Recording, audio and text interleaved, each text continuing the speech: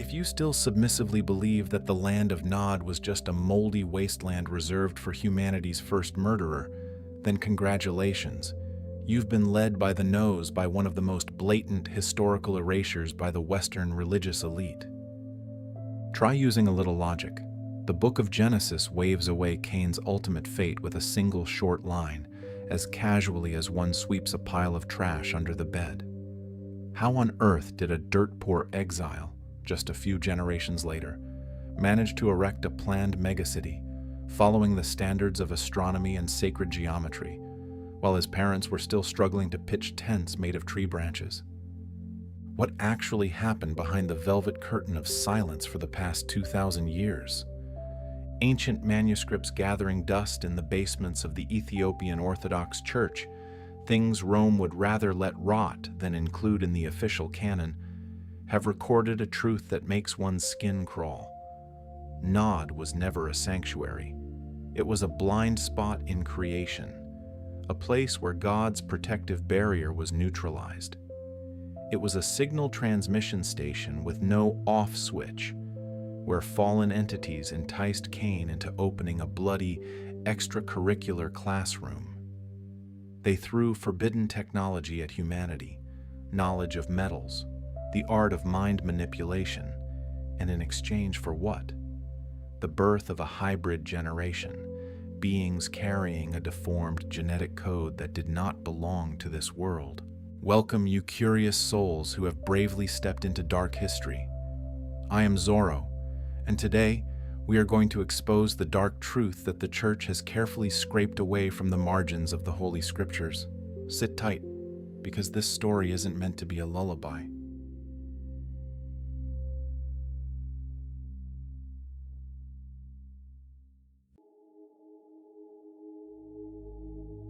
Imagine this, a cracked stone tablet buried under centuries of folklore.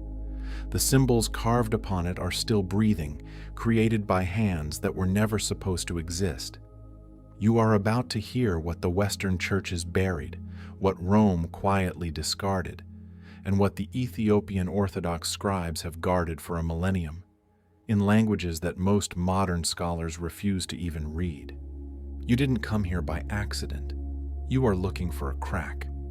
What if the land of Nod was never just a place of exile, but a portal, a rift in creation itself, where the laws of God no longer held authority, where fallen entities waited in the darkness between worlds, and where the first forbidden civilization was built from knowledge stolen from heaven itself?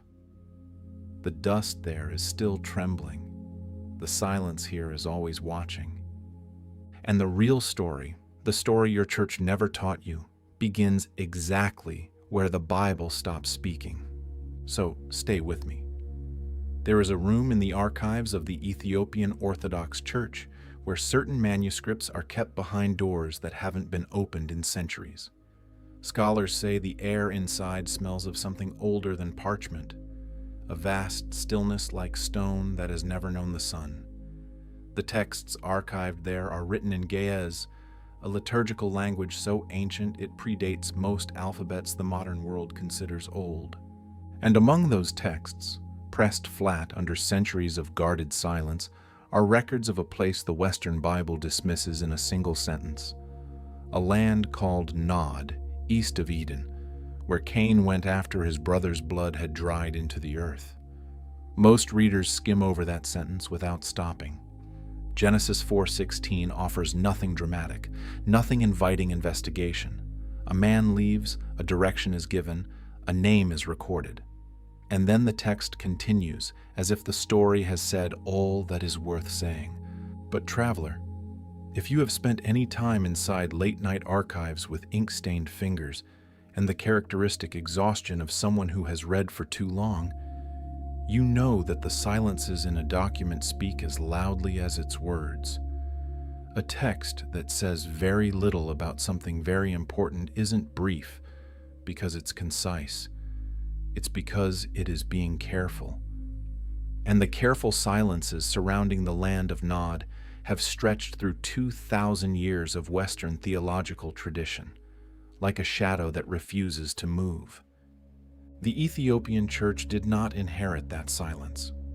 While Rome was consolidating its canon in the 4th and 5th centuries, deciding with the authority of councils and emperors which books belonged within the sacred boundaries and which would be left out in the cold, the Ethiopian tradition was already incredibly ancient. It was shaped by texts that European Christianity would not see again for a millennium. The Ethiopian Bible contains 81 books. 81.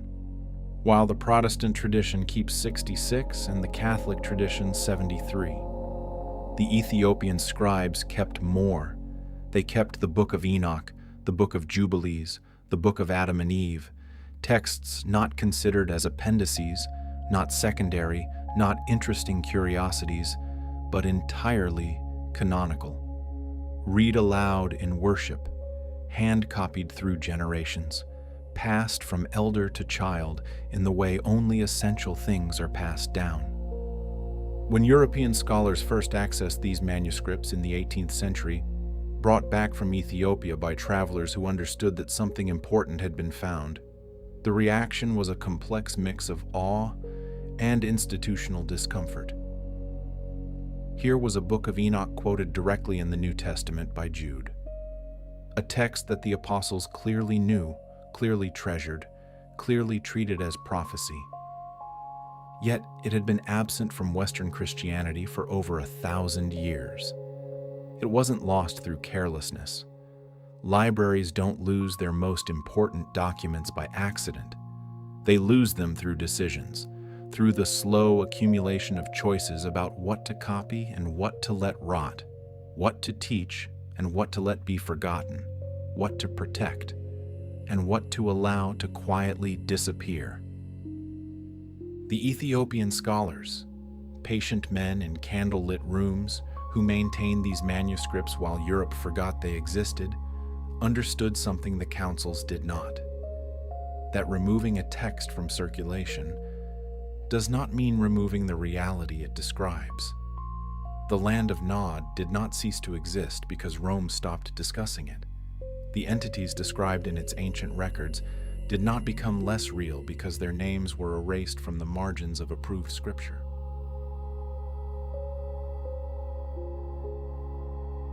Welcome back, traveler. Take a rest.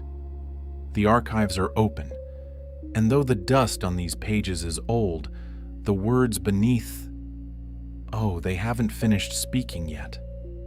What the Ethiopian texts reveal about the land of Nod isn't at all the clean moral lesson Sunday school prepared for you.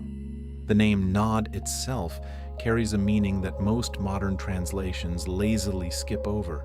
The Hebrew root means wandering, shaking, or restless movement.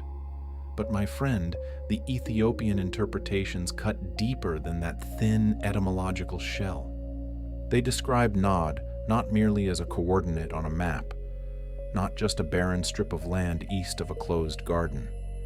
It is a specific kind of place, a region where the divine presence does not reach, a territory lying entirely outside the protective boundaries of God's law. Think of it as the Creator's blind spot. The ancient texts whisper that it was a threshold, a membrane between the material world and other dimensions, but in Nod, this layer was so thin it could be easily torn. A place where entities that don't quite belong to any realm could slither back and forth between worlds. Where the physical laws governing the rest of creation suddenly become negotiable. Imagine entering a space where you can feel the wrongness rather than just believing in it. Not necessarily evil or malicious at first, just different. The air settles, thicker and heavier than normal. The silence pressing along the stones doesn't feel empty, but full of something that has waited patiently in the dark long enough to learn the meaning of eternity. It's not the cheap horror of a haunted house. It's the profound unease of realizing you've stepped out of a familiar story and fallen headlong into another, older story, where the rules of survival were never explained to you. Cain went to that place. He arrived as humanity's first murderer, yes, But don't forget, he was also the first exile, the first human who had to grit his teeth and survive entirely outside the protective umbrella of Eden. And the texts that Rome cast into the shadows, the records that Ethiopia kept burning under oil lamps, recorded exactly what he found there. Or more accurately, what found him. There is one thing scholars of ancient manuscripts learn early, usually in dimly lit reading rooms where silence gnaws at time. The most important information rarely lies in flashy declarations. It lies in the strike-throughs, in the page margins crowded with anxious annotations, in the edges of paper brutally hacked away by an organization that decided this truth could not be kept. The mark of Cain is exactly such a mutilated crime scene. Western theology has sanded it down into something easy to swallow, a protective sign, a do-not-touch warning for those seeking revenge, a soothing lesson on divine mercy. But the Ethiopian Book of Adam and Eve doesn't bother smoothing it over. It takes a knife and rips that passage open. What lies beneath is not mercy. It is a biological and cognitive transformation at the cellular level. The text describes the moment the mark was given like surgery without anesthesia. A burning sensation, like boiling lava, drilling through Cain's forehead and spreading through his entire nervous system. Next came temporary blindness, vision blurred in pain. And then a cold clarity struck. Except the world he saw when he opened his eyes was no longer the world he once knew. The air began to move in irrational trajectories. It contained shapes, presences, and subtle disturbances that were always there, but which human eyes could never grasp before. Cain began to hear piercing frequencies that his biological ears had never registered. He felt the weight of thousands of eyes staring at him from nameless hidden corners. It wasn't the forbidden fruit that opened his eyes to see nakedness and shame. No, this was restructuring, as if a wall in his brain had just been demolished, replaced by a window looking straight into the parallel dimension that had always been right beside him. An old archivist in Addis Ababa once told me that at that moment, Cain turned into a receiver without an off switch. The signal was always on, the voices were always waiting, the presences were always manifest. In a land like Nod, where the membrane between realms was torn, that kind of eye-opening was not a gift. It was ultimate exposure. What Cain encountered in the land of Nod came to him first in dreams, the first contact with the entities stalking their prey. A darkness with texture, with physical weight, breathing and paying attention. Streams of light that bent perception, neither like starlight nor fire, swirled around him. They studied. They waited. And when they spoke, they didn't use air to transmit sound. They pushed voices directly into his brain, an internal intrusion that was bone-chilling. They knew his name. They knew the smell of blood on his hands. And most importantly, they knew exactly how much his desperation could be exploited. They called themselves the Children of the Twilight. Make no mistake, these weren't hideous demons with sharp horns and claws from the cheap imagination of the Middle Ages. Oh no, the Book of Enoch describes these watchers as possessing a devastating beauty, too symmetrical, too brilliant, their body proportions possessing a perfect deviation that the eye registers, but the mind goes mad trying to express. Their garments glowed from within. They hovered, not quite touching the ground. And their eyes? The texts obsess over those eyes. Staring into them was like standing at the edge of a bottomless abyss, a hallucinogenic depth that made the human body suddenly remember how truly small and fragile it was. They made Cain an offer. And, traveler, when entities of that nature reach out a hand to a man who has nothing left to lose, That offer is never refused. They promise to teach him everything: the language of stone and metal, the twisted geometry of space connecting Earth to heaven, and the names that held the power to command forces older than the dawn of humanity. In exchange, 3 conditions: obedience, propagation, and preparation. Cain would learn, would sow the seeds of knowledge, and would pave a wide road for their kind to step into this world.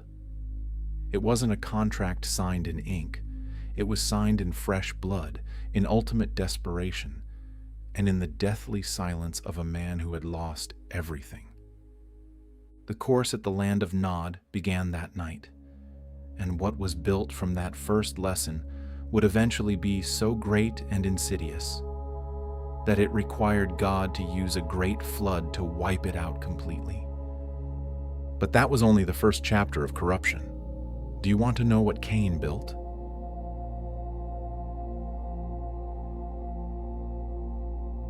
There is a question sitting right at the center of the book of Genesis, heavy as a boulder that not a single person in the pious academic world bothers to flip over. It doesn't require you to have a PhD in theology or a key card to secret libraries. It requires only one thing: the courage to read exactly what is written, and the stubbornness not to look away when you realize its ultimate absurdity. The question is this: Cain was the second generation of humans to ever exist on Earth. His father, Adam, was a naked man living in an orchard. His mother, Eve, had never built anything more complex than a hut made of scavenged branches. There were no prior cities to study, no architectural traditions to inherit, no guilds of craftsmen, no draft blueprints, no centuries of trial and error. And yet, boom, in just a few short generations since trudging to the land of Nod, Cain had built a city. And my friend, don't imagine a couple of mud huts huddled around a tattered campfire. No, it was a city, a superstructure requiring urban planning, resource allocation, population management, and a massive amount of specialized knowledge that every other civilization had to bleed for over thousands of years to acquire. Did that knowledge just fall from the sky? The traditional account you hear in church is dead silent about the source of this knowledge. But the Ethiopian texts are not. The city that the Bible skims over under the name Enoch, named after Cain's firstborn, is described by the Book of Jubilees with bone-chilling detail. The streets there weren't paved to curve along the terrain for convenience. No, they were carved and arranged according to astronomical alignments, aimed straight at the movement of stars and planetary cycles with groundless precision.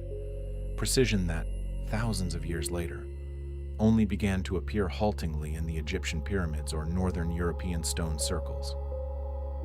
The layout of Enoch followed the deadly mathematical proportions of sacred geometry, and its central structure wasn't a grain silo or a tyrant's palace. It was a tower, 7 levels, each level corresponding to one of the lower heavens. It wasn't built to satisfy silly human pride. It was a functional tool, a stone machine designed according to the micro-instructions of entities who understood the mechanisms of transdimensional travel, just as a carpenter understands every grain of wood.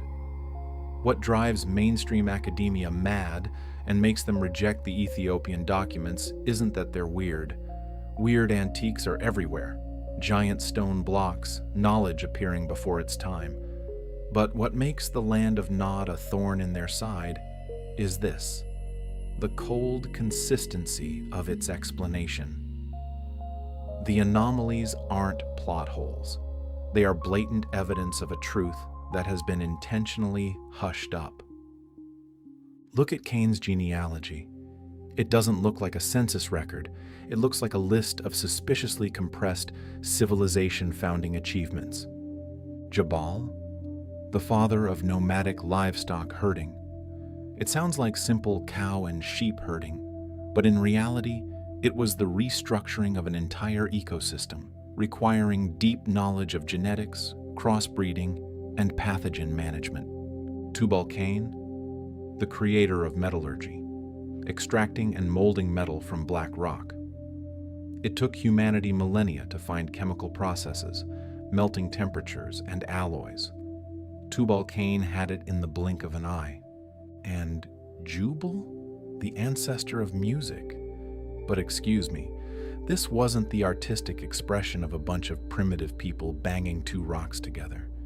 The music mentioned in the Book of Jubilees was designed with sound wave frequencies intended to alter consciousness, to lower the threshold between the human mind and the boundary where spiritual entities swim. The Book of Enoch doesn't hide it. It calls out the names of the watchers who taught the classes. Azazel taught metalworking and the crafting of weapons. Gadriel taught the art of war and slaughter. Penemu taught writing, turning language into a kind of spell to manipulate reality rather than just for bland communication. They weren't humans groping towards civilization. They were submissive students in a curriculum that had been prepared before their grandparents were even born. The architectures in Enoch weren't housing. They were spiritual machines, made of metaphysical materials, arranged in geometric proportions that created resonance. Those who entered would fall into states of altered consciousness, stripped of rational thought, their minds flinging open to alien impressions. Architecture, my friends, is a type of mind manipulation technology, and it was brought wholesale from freakish teachers waiting in another dimension. However, the record doesn't stop at bricks or bronze swords. Archivists always fear a specific kind of phenomenon, not normal emptiness, but an angular silence. The invisible pressure of something that was violently stripped from the page, leaving a blanched white scar. The silence in the Western Bible about how Cain's family multiplied possesses exactly that skin-crawling quality. They skimmed over it, they erased it, because those great teachers, the watchers with the glowing garments, didn't just stay at a distance behind a podium. They stepped down, and they came very close.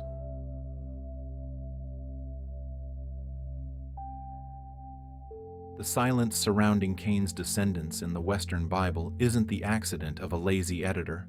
The genealogy in Genesis chapter 4 is presented with a rushed skimming, like the way you hurry past a dark, blood-soaked alley without daring to look back. The names are listed dryly, great achievements are stuffed into a few short words, and then, clack, the narrative pivots 180 degrees to the line of Seth. A cowardly sigh of relief from chroniclers getting to turn their eyes away from something they were too disgusted to look at directly. But you know what Rome intentionally let rot? The Ethiopian scribes carefully mummified in Ge'ez manuscripts, and oh boy, what fills that gap is not pleasant at all. Cain's children weren't just wicked people rejecting God. They were something more specific, more macro-structural, and certainly harder to swallow for a theological system always hungry for clean moral lessons. They were hybrids, not metaphorically, not as a poetic figure of speech, but a biological and spiritual hybridization at the same time. The Watchers, those great teachers who taught Cain, had no intention of maintaining a safe pedagogical distance. They stepped off the podium. They came closer. They formed alliances with the daughters of Cain's line over many generations. They implanted the genetic code of another dimension into human veins, creating beings without precedent in creation, and naturally, with no legal place in the cosmic order. The Book of Enoch doesn't tell fairy tales. It describes the first hybrid children born in the land of Nod with clinical horror. Those miserable mothers had to struggle to carry life seeds that grew far beyond any natural biological parameters. The births were bloody and brutal in a way that clearly evidenced the body of a primate woman was never designed to hold what was growing inside her. And the creatures that survived to enter the world, they grew like wildfire, tearing through every normal developmental stage of a human child. They learned with a bone-chilling ease, as if they were remembering ancient memories rather than discovering. They possessed physical and spiritual manipulation abilities their parents couldn't explain. And they were beautiful. The texts repeat this. The Watchers themselves and their hybrid offspring possessed a brilliantly distorted beauty, a perfection that was slightly too much, exceeding the threshold of human waking perception. Humanity was instinctively, fanatically drawn to them, like moths to a flame. Your mind might scream warnings, but deep in your cells, you are mesmerized by the very thing that is dangerous. Now ask yourself, why was the Orthodox Church so terrified of this that they had to suppress it in the councils of the 4th and 5th centuries? It wasn't because they feared the supernatural. Come on, early Christianity lived on miracles and angelic manifestations. What made the high clergy break into a cold sweat was this fatal implication. Evil was not just moral corruption, it had become physical heredity. The infection had eaten deep into the genes, accumulating through generations, creating a population of monstrosities for whom telling them, "Go repent," was a bland joke. This idea slapped the face of the perfectly designed soteriology, study of salvation, of Rome. If corruption was due to biological genetic code, then salvation couldn't be achieved with a few prayers or baptismal rituals. It required major surgery. The Great Flood wasn't the moody tantrum of a god. It was chemotherapy. It wasn't a punishment. It was a surgical operation to remove an infectious tumor that had metastasized too far to be treated with antiseptic and bandages. And that, my friend, is why silence enveloped the West. Decisions were made in closed rooms by powerful men. They weighed, on one side, a terrible truth of cosmic proportions. On the other, an easy-to-manage, easy-to-control personal moral story. They chose simplification. Evil became man's fault, and redemption became a personal effort. But the silence they created was not neutral. By erasing this curriculum, they stripped away your cognitive weapons.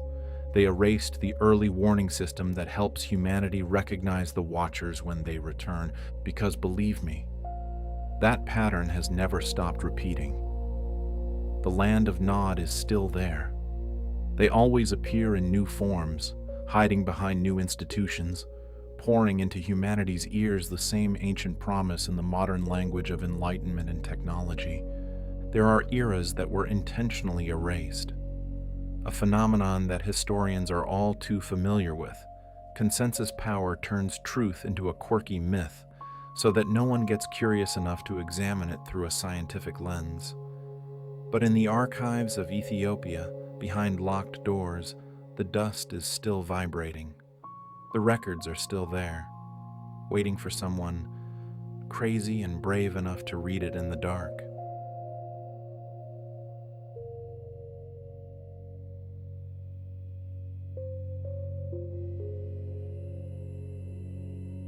Imagine you are walking into a massive library storing the memory of humanity. You pass by the brightly lit shelves of Greece, Rome, Egypt, but tucked away in the dark corner, at the margins of knowledge, is a pile of documents covered in a thick layer of dust. Mainstream academia and Western theological institutions often glance at these ancient Ethiopian texts, nodding as if they understand. Yeah, there were early humans. Yeah, there was a big flood. Yeah, some weird entities. Then they shrug and toss it all into a giant trash can labeled mythology and pre-scientific cosmology. But my friend, look closely at that dust. It's not the dust of obsolescence. It's the dust of something intentionally left undisturbed. Someone went to great lengths to hide it, simply because what lies beneath is far too inconvenient for the prepackaged reality we are being brainwashed with. The antediluvian world, the world before the Great Flood, wasn't a bunch of shirtless hominids banging rocks together, or some innocent golden age. Damn it, it was a mess far more complex and terrifying. It was an age where humanity was split in half. Two completely opposite visions of what a human could evolve into were developed simultaneously in two completely different places by two completely different types of teachers. Look down into the misty valleys. Welcome to the land of Nod. In this dazzling and tempting lowland, Cain's descendants are busy building the first version of what we call civilization, but they aren't figuring it out on their own. Standing behind them in the shadows are the Watchers, fallen entities whispering to them a very familiar philosophy. Knowledge is power. Power itself is truth. And the boundaries set by the Creator are just obstacles born to be demolished. I, Zorro, have to admit, they were excellent entrepreneurs. They built cities, forged metal, and created an architecture of consciousness. Imagine haunting music, complex rituals sophisticatedly designed just to blur the line between the human brain and the freakish frequency these spiritual entities were operating on. They sold their loyalty to the Sons of Twilight in exchange for technology and power. A terrible contract that, frankly, the slickest Wall Street negotiators today would have to bow down to for its sheer audacity. But while the land of Nod was noisily celebrating its hybrid greatness, lift your eyes to the high mountains, to what the Book of Jubilees calls the Holy Mountain. There, Seth's descendants were doing something quieter, less showy, yet the most insane and radical thing of that era. They chose stillness.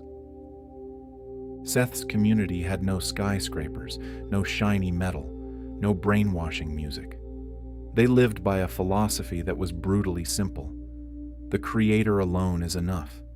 They believed that adhering to limits wasn't weakness but wisdom. While those in the land of Nod had to use all sorts of ritual technology, spells, and summoning machines to reach the supernatural, Seth's descendants held something the ones down in the valley had discarded without even knowing: the privilege of connecting directly with the divine without needing any middleman pimp. They were the rare few on earth who kept the ability to receive pure truth, unprocessed, undistorted by the wisdom of fallen angels, beings who always have a dirty purpose behind every lesson granted. This contrast reaches its climax through two characters with the same name, representing two forks in history: Enoch. The first Enoch, son of Cain. This guy was so famous his father built an entire city named after him, complete with a curriculum teaching forbidden knowledge, a great monument of earthly pride. But the second Enoch, the seventh from Adam, descendant of Seth. The book of Genesis only throws him a short but hair-raising line of description. He walked with God. Period. No city is named after him. But the Ethiopian texts devote massive chapters to this man. Enoch built nothing on earth, but he walked so close to the divine that the earth could no longer hold him. He was transfigured, taken straight into the heavenly realms without bothering to experience death. Do you see the cruel irony here? The land of Nod sells a fake transcendence through technology and rebellion, but it was Seth's Enoch who achieved true transcendence, a stinging slap in the face to those who called themselves giants down in the valley. Enoch's existence proves that the counterfeit goods being sold in Nod were not only deficient, but they were specifically designed to prevent humans from reaching the original version. That was humanity's choice in the forgotten era.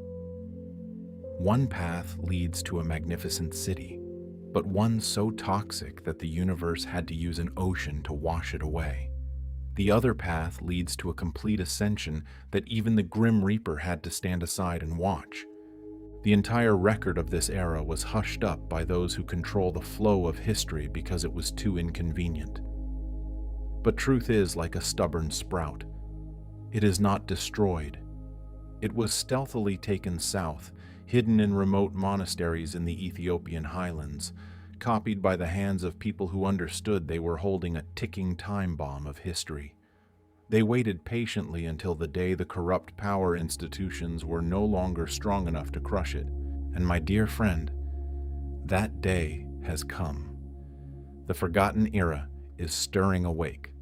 But that is only the prelude. The truly bloody records have yet to be opened.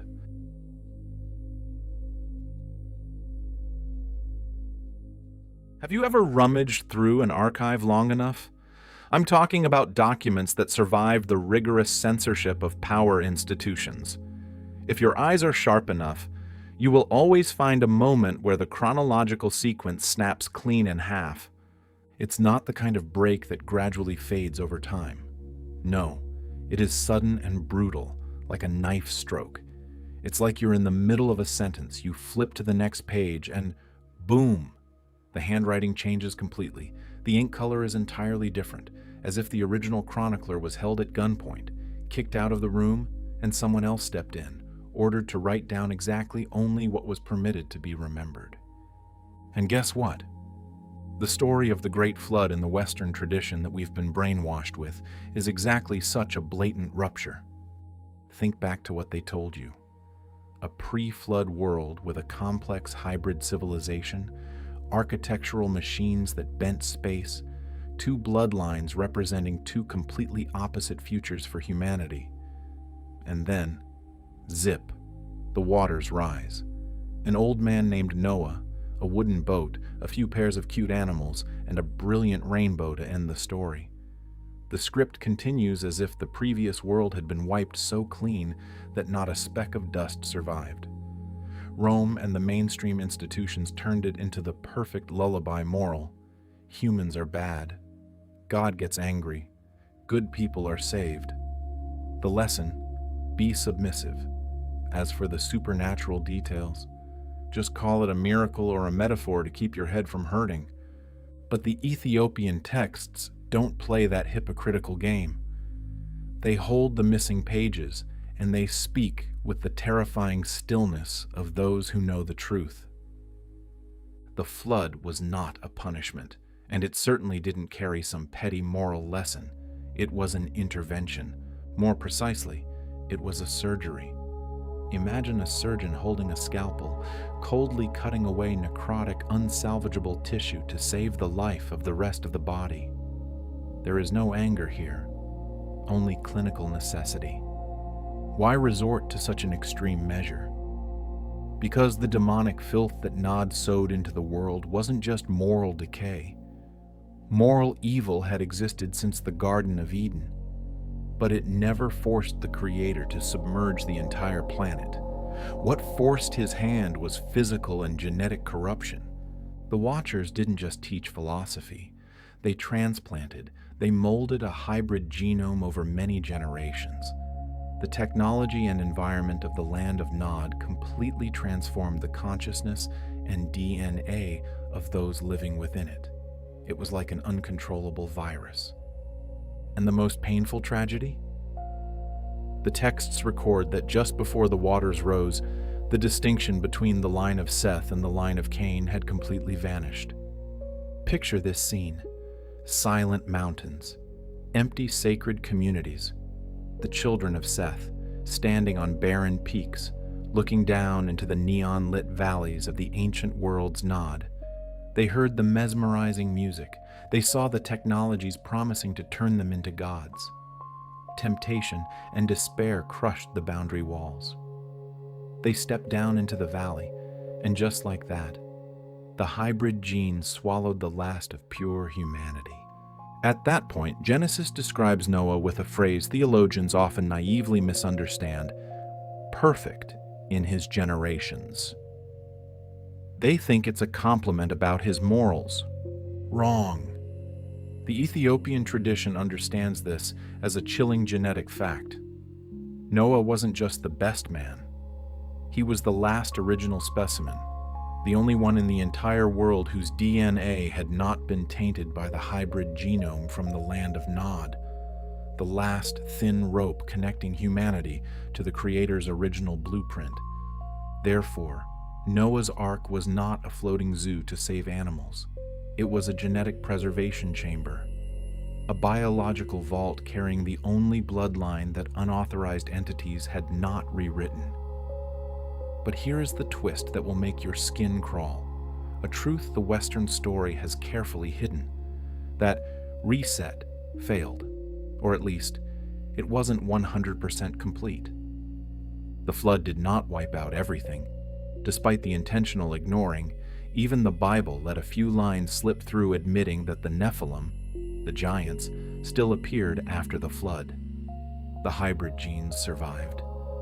By what devilish means? The ancient texts only hint at it, but the results are blatant. Monster genes surged within post-flood populations. Have you heard of the Anakim? The Rephaim? King Og of Bashan with his giant iron bed? Or the giant Goliath of Gath? Don't delude yourself into thinking those were just local legends or random genetic mutations. No. Those were the physical remnants of a genetic program that the flood interrupted but could not destroy. And worse than the genes, the knowledge survived. That deadly curriculum of architecture, philosophy, and occultism that the Watchers passed to Cain crossed the ocean of wrath. It was encoded in oral tradition, hidden in underground artifacts, preserved in the memories of those who knew exactly what they were holding. The waters receded, the rainbow appeared, but beneath the mud of a newly cleansed world, the seeds of Nod began to sprout again. History was rewritten, but its ghost was never erased.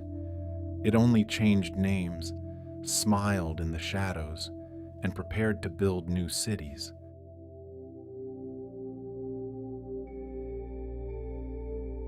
Let's play a thought game. You are a homicide detective.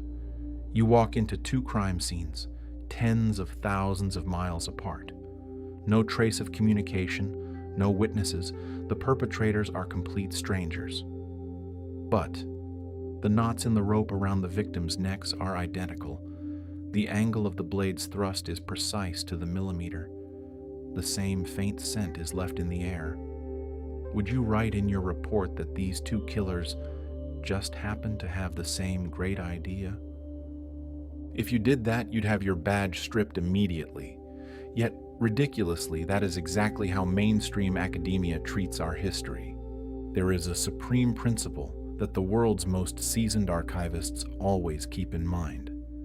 When a complex pattern repeats with absolute precision across civilizations separated by centuries and deep oceans, cultures with no trade routes, no shared language, no knowledge of each other's existence, it is never a coincidence.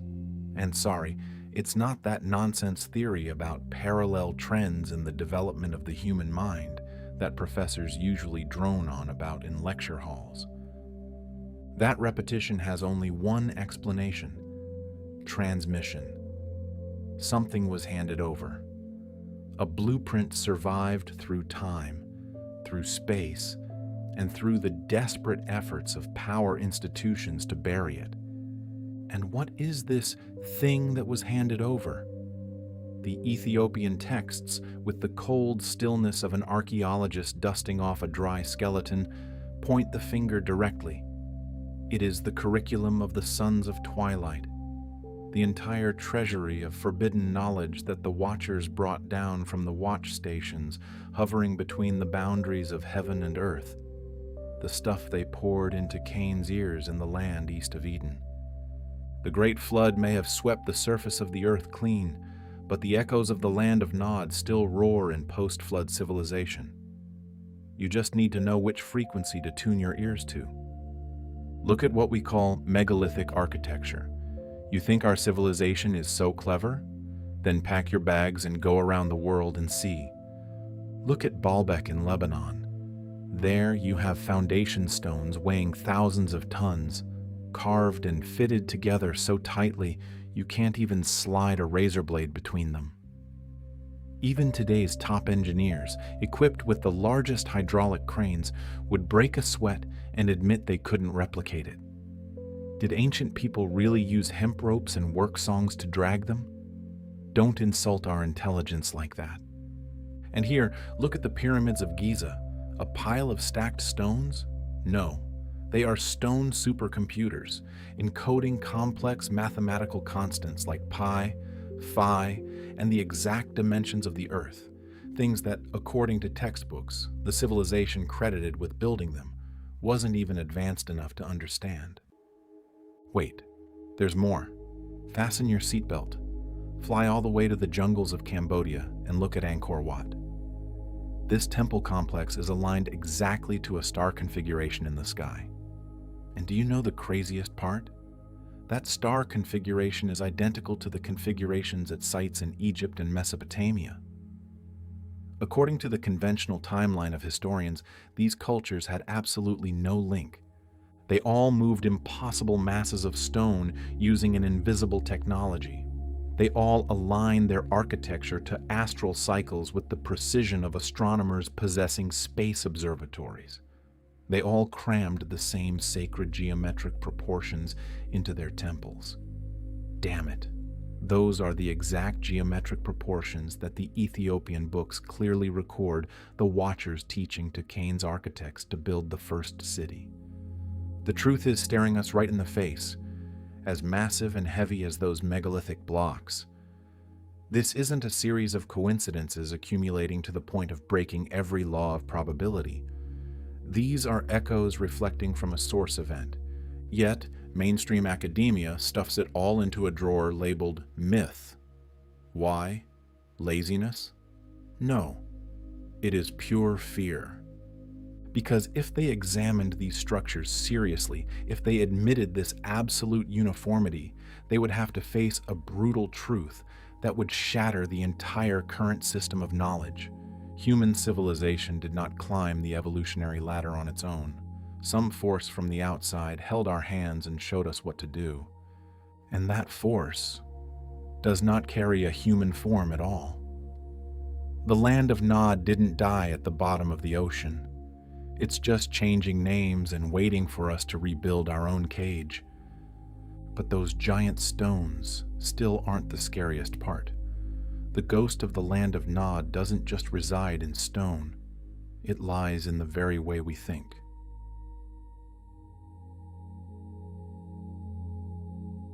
Those giant stones out there are impressive, but do you know what's scarier than megaliths weighing thousands of tons? An idea. Architectural echoes are just the body. Philosophical echoes are the true soul of the land of Nod. Philosophy doesn't leave stone ruins for scholars to scrutinize with laser scanners. It is invisible. It spreads like a virus in the mind. And because of that, the so-called experts find it even easier to dismiss, soothing us with the hollow refrain, "Oh, that's just the natural development of human thought." Ridiculous. You think the human mind just happened to conceive the same sinister philosophical system, precise in every detail, across every continent? No, my friend. When a philosophy echoes persistently, with absolute uniformity in structure and core commitments, it is not independent creation. It is a carefully planned distribution. Let's go back to the beginning. The Ethiopian texts clearly record the first whispers that the sons of twilight poured into Cain's ears. Man is an incomplete being. The Creator's design is not a gift, but a cage. True satisfaction lies not in obedience, but in smashing those divine boundaries. And ultimate power is only gained by selling one's soul to non-human forces. Sound familiar? Of course it does, because you've seen it relabeled dozens of times throughout history. It surged in the occult traditions of ancient Egyptian temples. It wore the cloak of Gnosticism that the early church bled to try and purge. It was reborn in the Hermetic philosophical systems of Renaissance Europe. And guess what? Today, it sits comfortably in a dapper Silicon Valley suit under the beautiful name Transhumanism. Those tech billionaires who want to plant chips in brains, replace organs with machines to reach immortality and become gods. Damn it, they haven't created anything new. They are just regurgitating the exact same ancient curriculum the Watchers threw at Cain millennia ago. The names change, the promised rewards sound more modern, but the essence of the transaction remains intact. Power and transcendence in exchange for the betrayal of the Creator. And the most loyal to the land of Nod, those who have diligently carried this echo through the long night of the Middle Ages into the modern world, are the secret societies. Look at how they organize. It is a sickening and bone-chillingly precise replica of the structure of Cain's city. An inner circle holding the darkest secrets, surrounded by concentric circles of the newly initiated, the fools on the outer ring who are fed a few scraps of cheap philosophy, hallucinating that they hold the truth, without ever knowing they are just meat walls protecting the central core. Knowledge is power, right? But in the land of Nod, the Watchers taught a more brutal lesson. Knowledge is only power when it is scarce. That is why they created institutional structures to prevent the truth from leaking out. The Egyptian priestly schools tortured initiates through years of trials. The Eleusinian mysteries of ancient Greece forced participants to swear blood oaths of silence so intense that to this day, humanity doesn't know exactly what the hell they were doing in that darkness. Medieval architectural guilds hid sacred geometric proportions as if they were formulas for nuclear bombs. And those oaths of secrecy, they aren't child's play. They are direct echoes of the first pact between Cain and the devil. The Ethiopian Book of Adam and Eve describes a scene you will likely never find in Sunday sermons. Cain's first night in the land of Nod, he performed a blood ritual. An altar was built from 7 stone slabs. A hand was severed. Forbidden names were chanted into the night. It wasn't a prayer. It was a proactive act of tearing the filter of reality, opening a transmission channel with the underworld that forever has no mechanism to close. The gruesome initiation rituals of secret societies today, with blood, skulls, and deadly oaths marking the advancement in rank, where do you think they come from? They are cosplaying the first night of the land of Nod. The historical record doesn't stop there. If you are a true historian, not the bookworm type who builds a career by suckling at safe, approved theories, but one who dares to dig at the margins, in the annotations that major institutions have intentionally left for the moths, you will see a cold truth. When we trace a pattern across time, we aren't looking for signed receipts or leaked emails. We are looking for internal structural identity, identical hierarchical arrangements, identical philosophical commitments, identical methods of psychological control. When the similarity reaches such a level of molecular structure across separating oceans and centuries, only a fool believes in coincidence. The source document for all this madness, the original template of forbidden traditions in human civilization, didn't originate in Great Greece, not in mystical Egypt, not even with the ancient Sumerians. All of them were just copycats. The shadiest and bloodiest original is the land of Nod.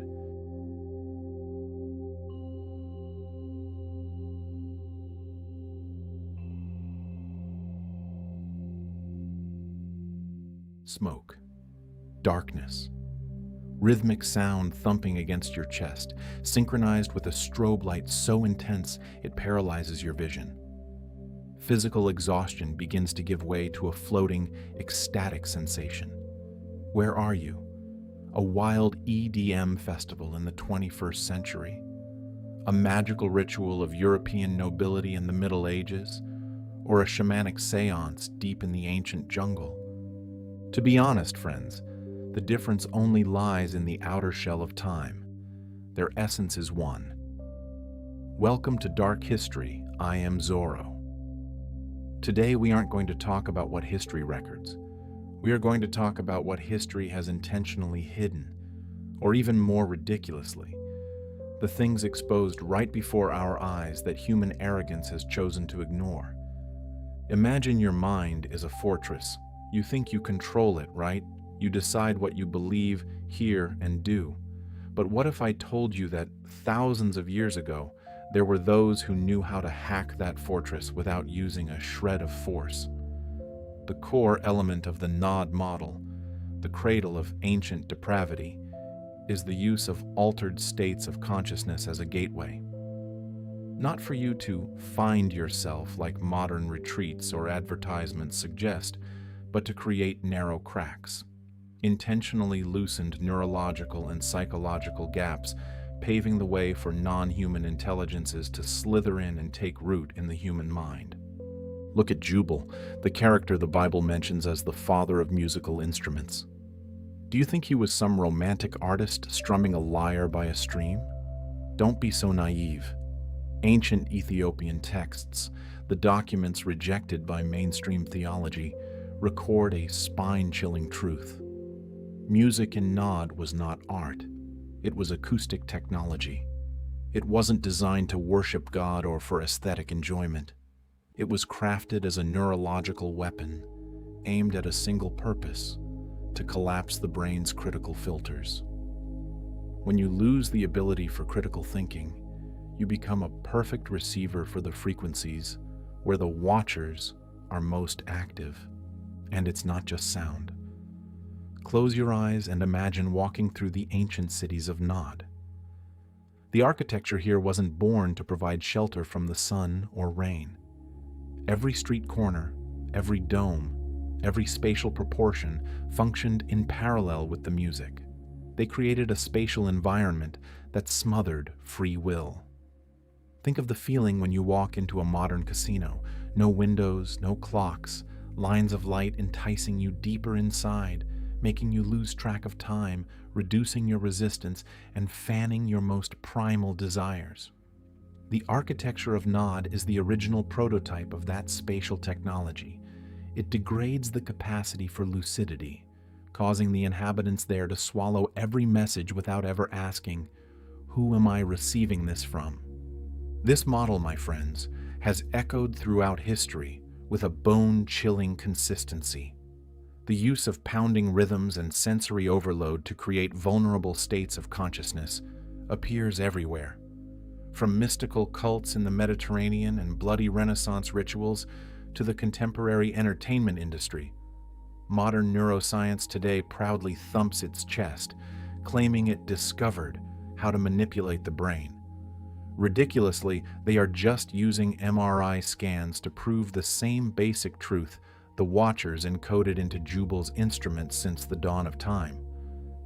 That human consciousness, under certain conditions, is no longer a protective wall. It turns into an open door. But acoustic technology and manipulative architecture are just tools. The true heart of the Nod model, the third, darkest, and most critical element, is the philosophy. Self-transcendence through violation. Sounds very philosophical and haughty, doesn't it? This philosophy whispers into human ears the sweetest lie. That man's greatest achievement lies not in living contentedly and deepening the relationship with the Creator within permitted limits. No, greatness lies in trampling those barriers, touching forbidden powers. This is the bloody red thread connecting Nod to every dark tradition thereafter. And this is when the story becomes frighteningly familiar. Do you see this philosophy in anything today? Exactly. The Ethiopian texts warn of this with extreme urgency because this deadly philosophy is an expert at disguising itself. It doesn't appear in the form of a ragged old demon egging you on to do evil. It wears the shimmering cloak of liberation, of progress, and evolution. Look at the transhumanism movement currently trending in billion-dollar tech valleys. When they loudly declare that biological humanity is just a measly starting point needing to be upgraded and surpassed, not a nature to be respected, you think they are creating the future? No. They are just repeating word for word the kindergarten lesson the sons of the twilight taught Cain in the darkest corner of history. When modern minds promise that just by applying the right technique, loading the right knowledge, and partnering with the right non-human intelligences, maybe they call it superintelligent AI or aliens, humans will become gods. Then, friends, they are redistributing a curriculum whose author does not carry human DNA. The original purpose of that curriculum was never to elevate humanity. Its purpose was to replace humanity. This model doesn't hide. It lives shamelessly in broad daylight because it knows one thing. Human institutional systems have voluntarily done the work of suppressing the documents that expose it. Somewhere beneath the reinforced concrete ruins of modern civilization, something ancient, cold, and patient is still waiting. The machine it left behind has never stopped turning, and the warnings about that machine, they don't lie in dark bunkers. They sit right on our bookshelves, gathering dust, mocked and ignored.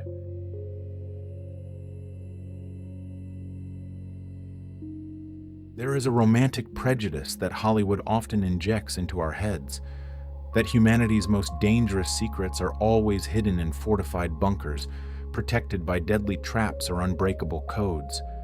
It's disappointing, friends.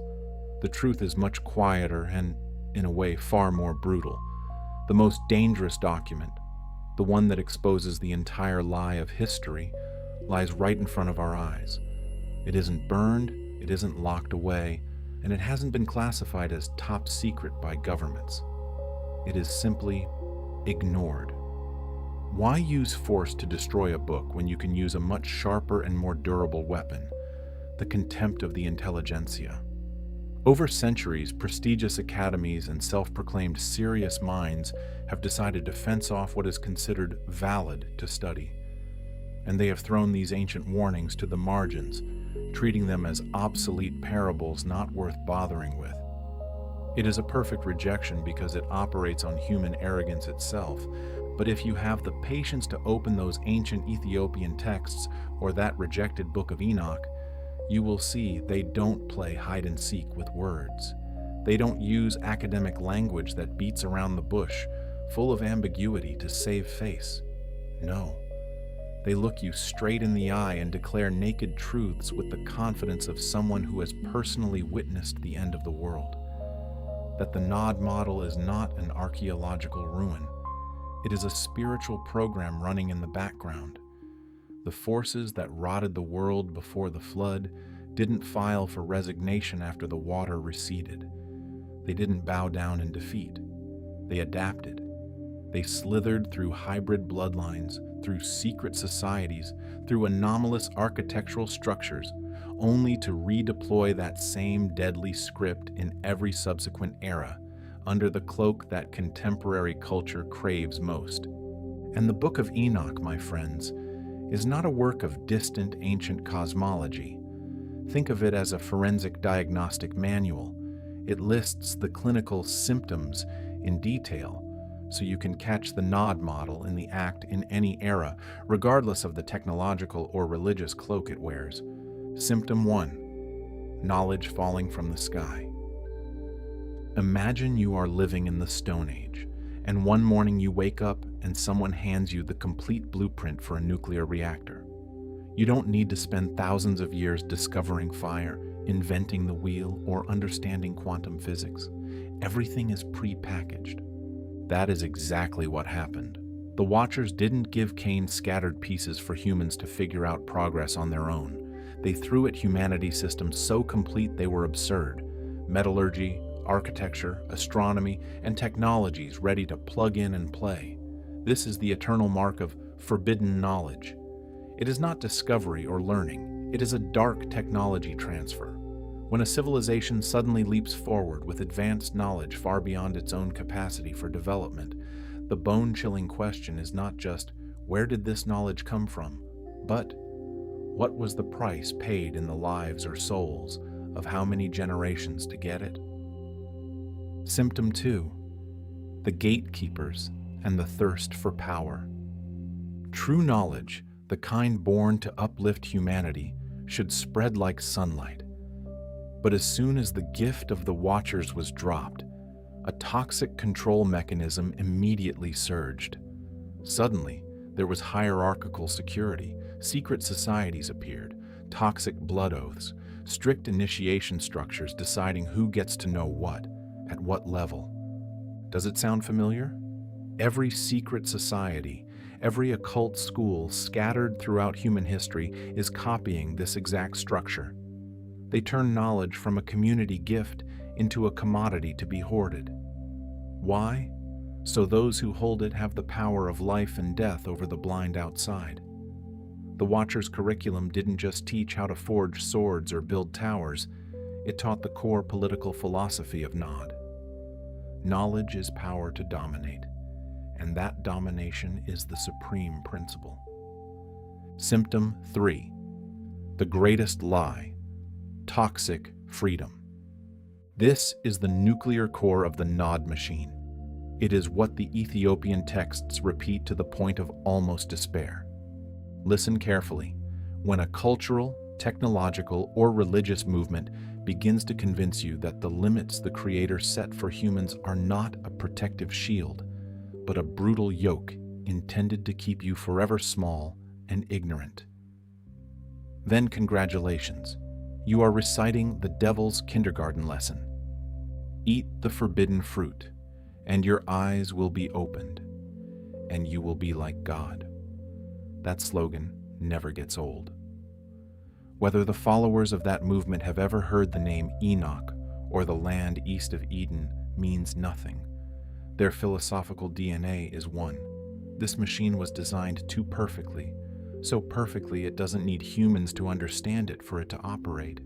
It activates automatically based on the very curiosity, greed, and megalomaniacal delusions of our species.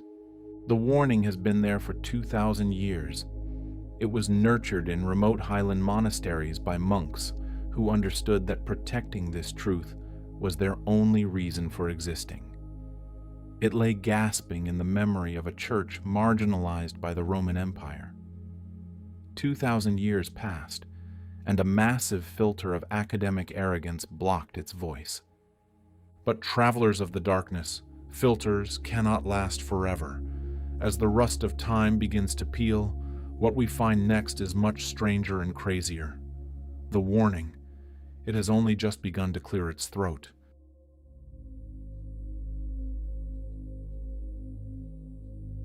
Have you ever noticed the awkward, sweating faces of mainstream academia when they are forced to confront ancient stone slabs? Well, it's always a top-tier comedy. Astronomers and archaeologists have had to grit their teeth and accept certain ancient documents, not because they wanted to, but because the blatant mathematical precision on them slapped their theories of linear cultural evolution right in the face. Look at the oldest records of Mesopotamia, Egypt, India, and Central America. They expose a brutal truth.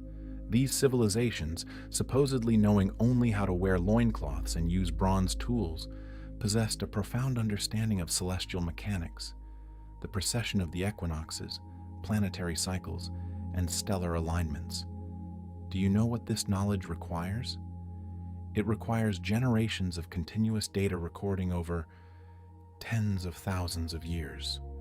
Or a simpler and more terrifying explanation that the Ethiopian texts point directly to. Someone else did the grueling work of observation and threw humanity a finished conclusion report instead of teaching them the methodology. And those individuals, my friends, were the Watchers. They didn't teach Cain's descendants to look at the sky like nomads stargazing to find their way, or timing the harvest. Don't romanticize the past. They taught the architects of Nod to read the sky as a living map of forces. The movement of the stars wasn't just mindless specks of light. They were massive gears in the heavens, corresponding directly to events and possibilities in the material world. Listen to their faculty of instruction, clearly recorded in the Book of Enoch. A blacklist that history has intentionally erased. Kokabiel taught the signs of the constellations. Archival taught how the Earth reacts to celestial movement. Shamshiel revealed the secrets of solar energy. Serial manipulated human consciousness with lunar cycles, and Barakiel didn't teach the cheap, trashy astrology you read in entertainment magazines to see which zodiac sign you're compatible with this week. He taught the root science of correspondence, how to exploit the movement of stars to create spiritual low-pressure zones on Earth, amplifying the darkest desires and stifling the human element. The students in Nod weren't primitives making up myths to explain thunder.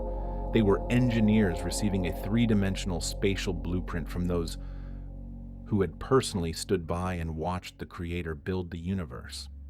But the craziest part lies in the physical crime scene. Step into the city of Enoch, the prototype of Nod. Mainstream archaeology would collapse if it had to admit that this city was laid out based on stellar alignments that only fit perfectly at one specific moment in a precessional cycle lasting nearly 26,000 years. Who calculated that? Humans who were just learning to walk? No.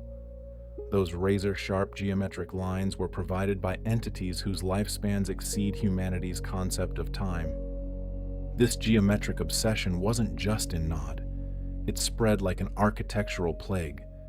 The pyramids of Giza, Angkor Wat, standing tall in the jungle, the massive stones at Stonehenge, Newgrange, or Chichén Itzá. They all share a single philosophical genome. The sky and the earth are not separate.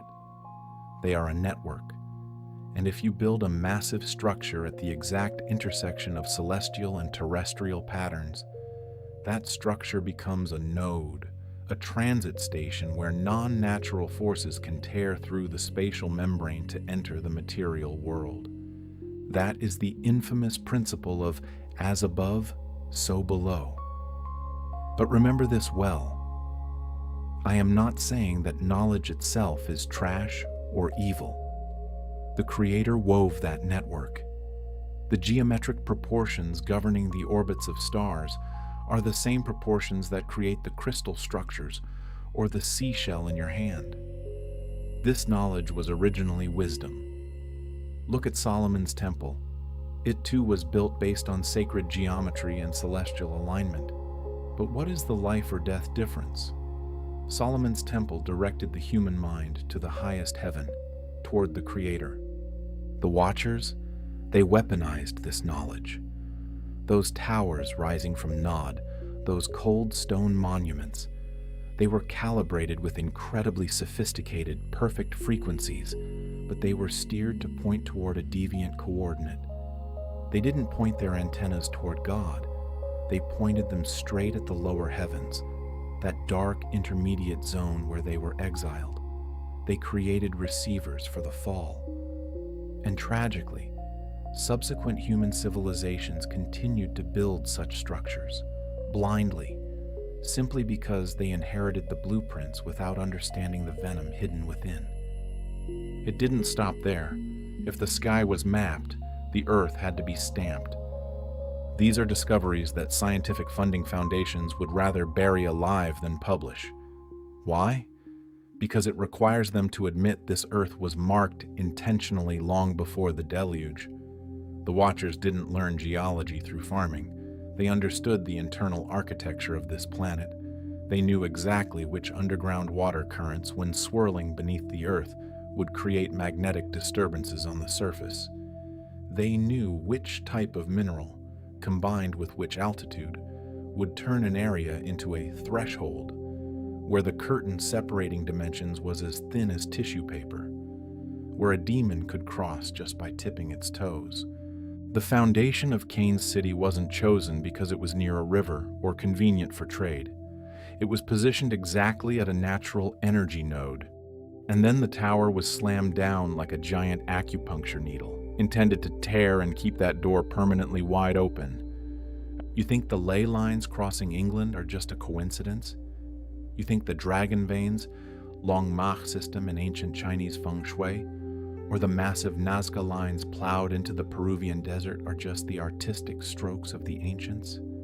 No, my friends. Those are electronic circuits etched into the flesh of this planet. The earth has been branded. It has been written upon. The great flood may have swept away the physical Tower of Enoch and its 7 dark levels, clearing the sinful foundations. But the knowledge of how to find those coordinates and how to reactivate them survived. That network is still vibrating beneath our feet, silently waiting for a hand that knows how to flip the switch.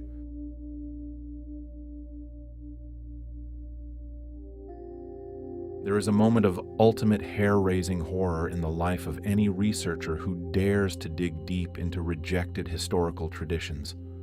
It's not when they find an ancient code or a tomb full of gold. It's the moment when, in a silent room under flickering light, a truth as cold and sharp as a razor flashes across their mind. The story they are chasing, damnably, has not yet ended.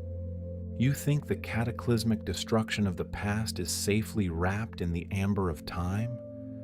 You think the gap of thousands of years and the blinding light of modern civilization have created a solid fortress wall?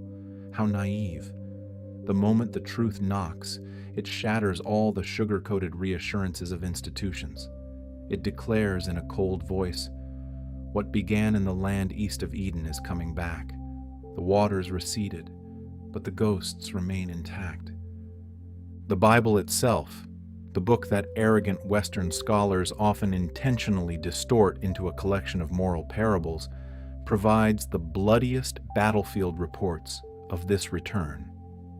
Turn back to the pages about the Israelite scouts when they spied out the land of Canaan, when they encountered those of the Anakim or Rephaim tribes. Modern theologians will soothe you.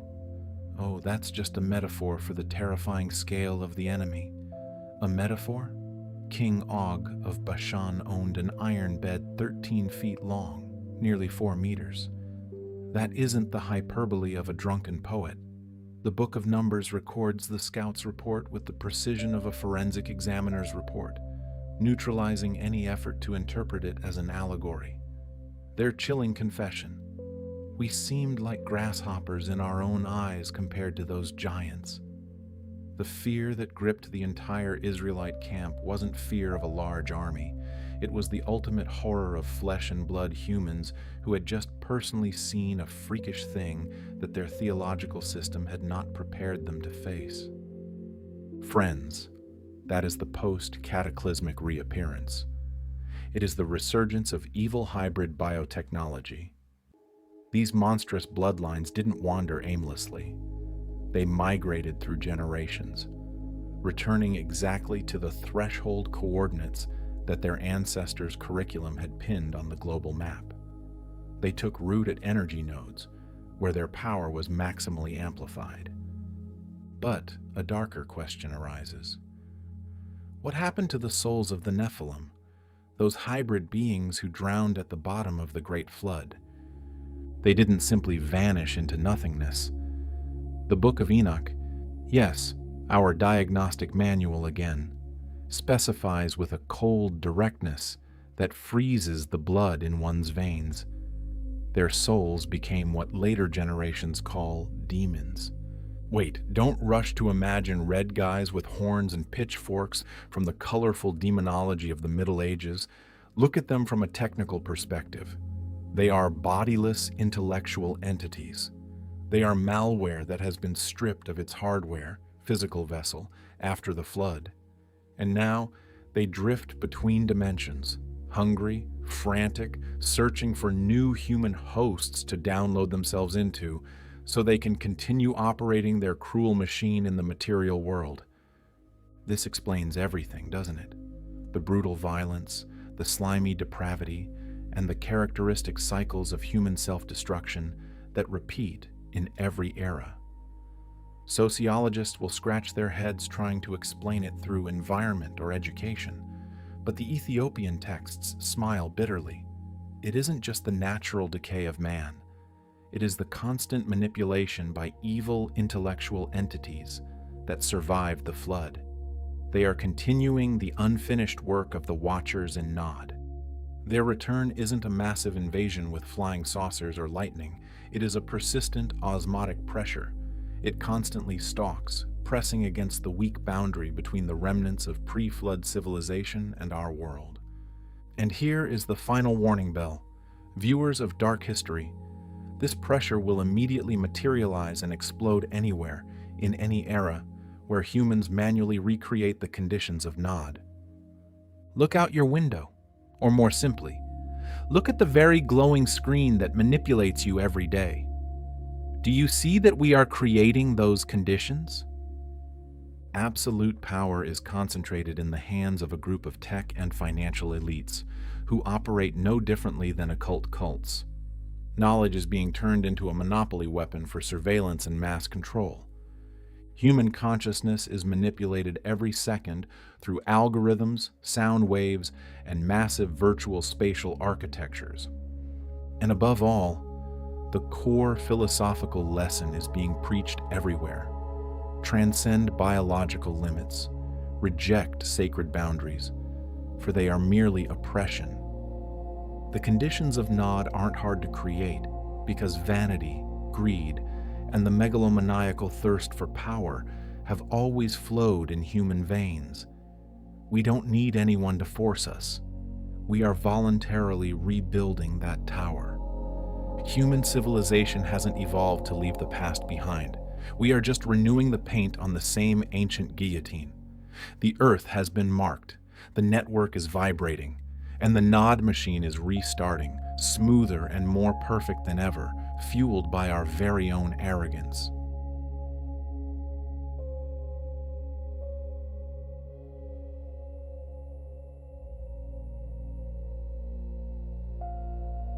Every secret society promising hidden knowledge to its members, they are teaching the old curriculum, the program that the Sons of the Twilight first whispered to a desperate exile, and any philosophy telling us to transcend human nature, to engineer our way out of our creaturely nature, they are just repeating the same ancient lie.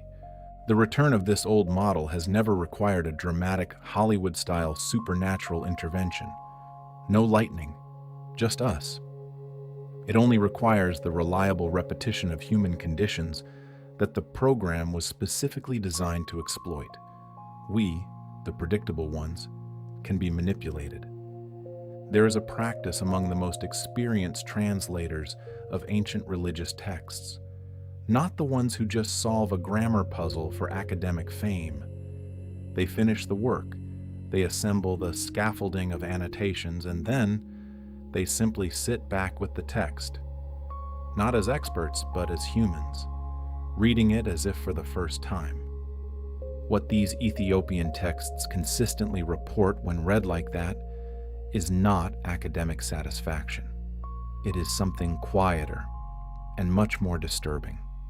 The feeling of being mirrored. They feel reflected. They encounter an account of their own moment, their own cultural crisis, written millennia ago. Why? Because contemporary analysis is too close. It is too much inside the problem to see the entire ancient shape. The reflection these ancient texts provide is not pleasant, but it is also not hopeless.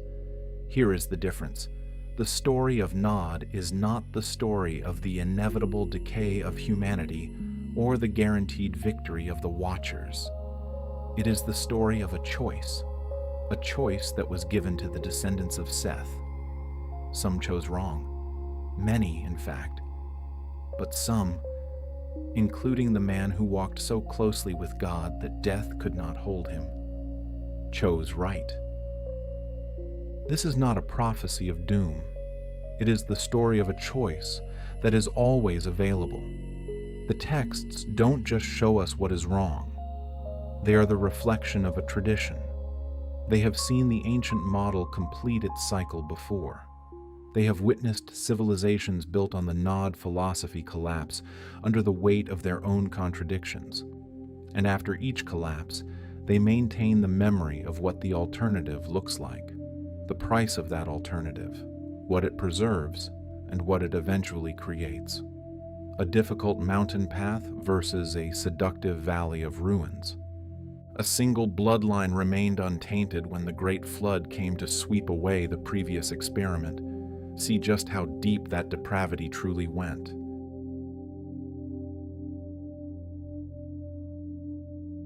Do you know what the most ridiculous thing about our age is? Arrogance. Those tech billionaires and futurists out there are thumping their chests, claiming they are inventing a new era, that with AI, with gene editing, with transhumanism, we will upgrade ourselves into gods. How precious. When they don't even know, they are just relearning the basic lessons from a textbook that rotted away long before the Great Flood. Look, the truth revealed by the Ethiopian texts about the present moment isn't surprising if you actually bother to open your eyes. What do we have? A frantic acceleration of technological capacity, yet a complete absence of spiritual lucidity. Sound familiar? That is exactly the state of Nod when the Watcher's curriculum entered its final phase. The inhabitants of Nod held power far exceeding their wisdom. And the most ridiculous tragedy? They were brainwashed by the very philosophy they breathed. They believed that to solve the disasters created by power, the only solution was to seize even more power. It sounds exactly like how we are trying to use technology to patch up a world being destroyed by technology itself, doesn't it? This is the core point. The promise of transhumanism, that humans can use engineering to escape their frail condition, is not a breakthrough idea from Silicon Valley. It is the contemporary expression of the oldest lie in history, that the limits the Creator set for us are obstacles to be smashed. Don't you see? A seed cannot escape its nature by smashing its protective shell too early. It dies. True transcendence only comes when the process inside the shell completes itself, under the exact conditions it was designed for. The Watchers gave Cain's descendants a sledgehammer to smash that shell, and the ancient texts recorded in detail the hideous things that grew from that rupture. Believe me, that isn't transcendence. It's a monstrosity. So the question a detective asks is, why don't we know this? Why were these vital warnings erased from the canonical memory of Western Christianity? Oh, historians will tell you about political reasons, about the power struggles between churches. That's true, but it's not deep enough. The Ethiopian tradition understands a scarier truth. The cover-up itself is part of the conspiracy. Removing the story of the Watchers wasn't just about stripping you of a thrilling pre-flood historical phase, it stripped you of your diagnostic manual. Imagine you are in the middle of a pandemic, but someone has hidden the medical book describing the symptoms of the disease. You cannot resist what you cannot name. A religion that doesn't dare face the reality of spiritual entities actively corrupting human genetics and consciousness. A belief system that turns a blind eye to the spread of forbidden knowledge and the celebration of violation as liberation. That is a system that has been systematically disarmed. Erasing the diagnostic manual from the hands of those who need it most was no accident. It was the enemy's greatest achievement. But take a deep breath. When you sit back in the stillness of late night, honestly facing this reflection, the initial despair will vanish. What remains, surprisingly, is a compass. This model can be recognized. The symptoms of the disease of ambition are staring you in the face once you have the ancient telescope frame to look through. And the solution? It doesn't lie in the valley of dazzling technological illusions below. It lies in the alternative that the line of Seth stubbornly preserved on their harsh mountain. It is simple, costly, not at all flashy, and requires nothing more than faithfulness to the Creator within established limits. Is it boring? Maybe. But while the cities in the valley collapse into ashes, that mountain always stands firm, ready to receive anyone lucid enough to turn their back on that deadly invitation.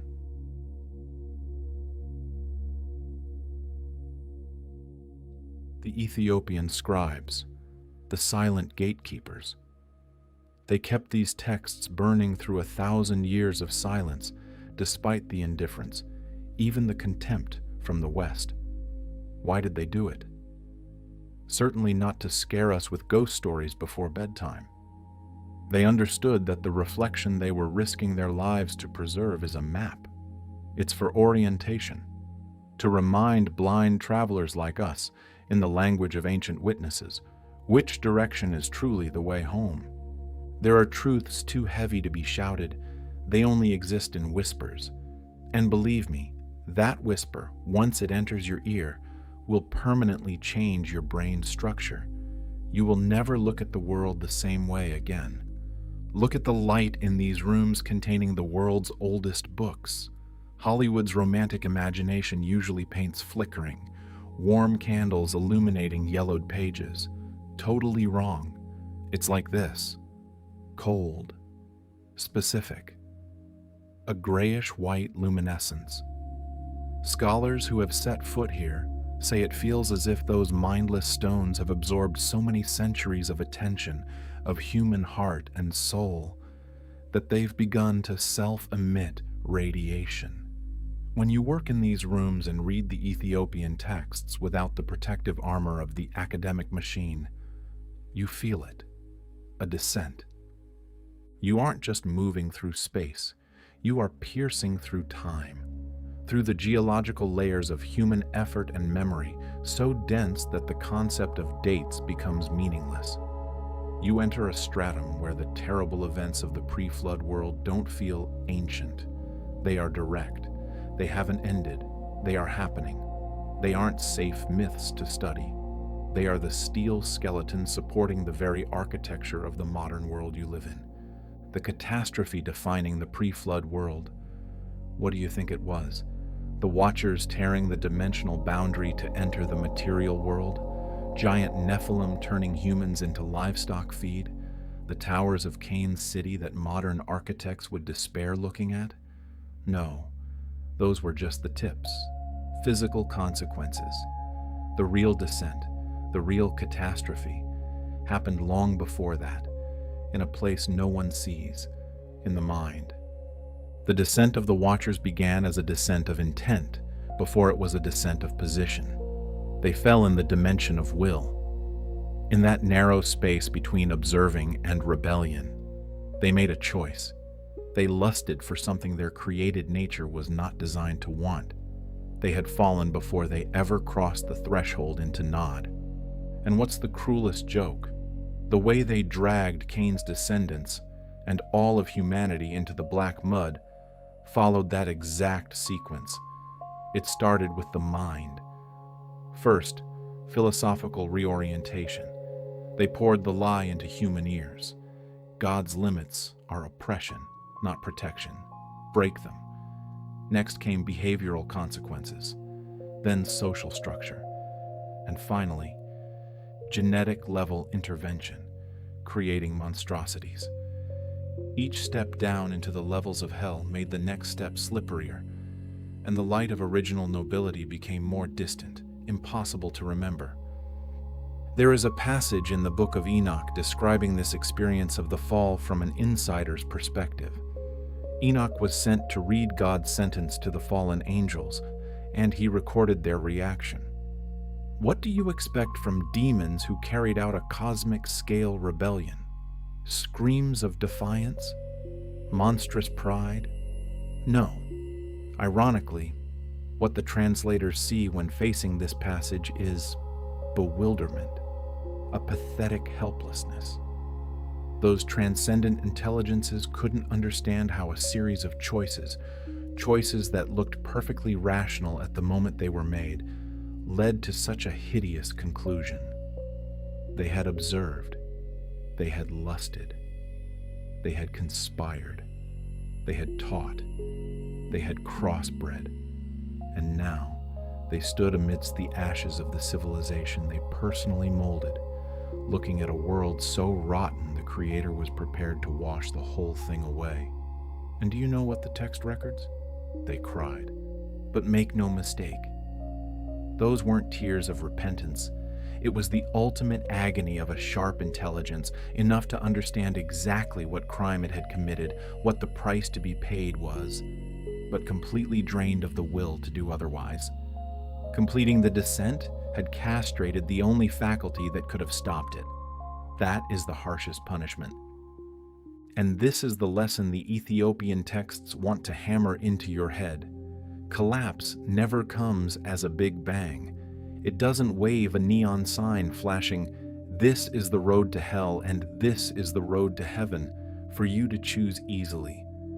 No, it operates like a sophisticated machine. It comes in the form of a series of petty concessions.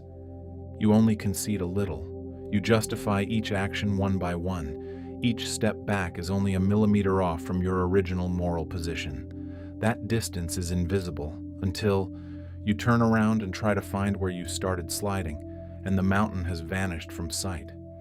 The young men of Seth's line, when they first stepped down into the valley for the depraved festival, had no intention of abandoning their heritage.